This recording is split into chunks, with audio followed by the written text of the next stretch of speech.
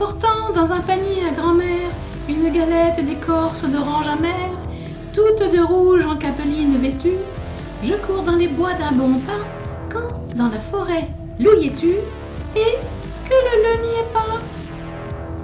Je cours parmi les chemins et les sentes, et j'ai tant couru, que j'ai cru que je serais bien mouru, quand Mère Grand de chez elle est absente. Mais, du Mère Grand, qui a fait son repas, quand dans la forêt, loup y es-tu, et que le n'y est pas. J'ai pourtant couru à en perdre le souffle, pour n'y trouver que 14 pantoufles, chacune de toute petite pointure, au pied de 7 couchettes miniatures. À qui sont donc ces minuscules chaussons? Mais hélas, à peine m'en effleure le soupçon que m'emporte un profond sommeil et l'attente du baiser d'un prince à mon réveil. Je suis une toute petite poupée alitée, brûlante au front d'une ardente fièvre, rompue et consumée par ma fragilité. J'attends une tisane apaisante à mes lèvres. Je suis dans le lit du petit ourson. Sa mère monte l'escalier, accompagnant le grincement du colimaçon d'une voix cristalline de soprano.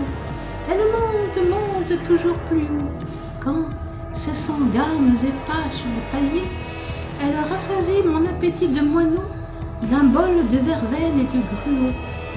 Étalée sur l'oreiller, mes boucles d'or enfin apaisées, je me rendors, emportée dans un profond sommeil, et l'attente du baiser d'un prince à mon réveil.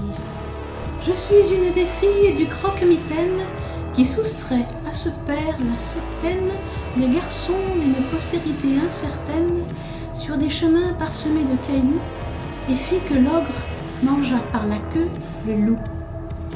Réjoui par la fin de la queue du loup, de mon coup de pouce et de son infortune, éclairé par une ronde et pleine lune, en petit vagabond dégourdi, nous suivons à la queue leu le joueur de flûte et ses rats, enivrés à sa mélodie. Enfin, parmi les fougères et les ombelles, miroir, ô miroir, dis-moi que je suis la plus belle. Dans les couleurs et les plis de mon jupon, mes rubans et mon chemisier de crépon, la pointe de mes tétons est frontennante à fer.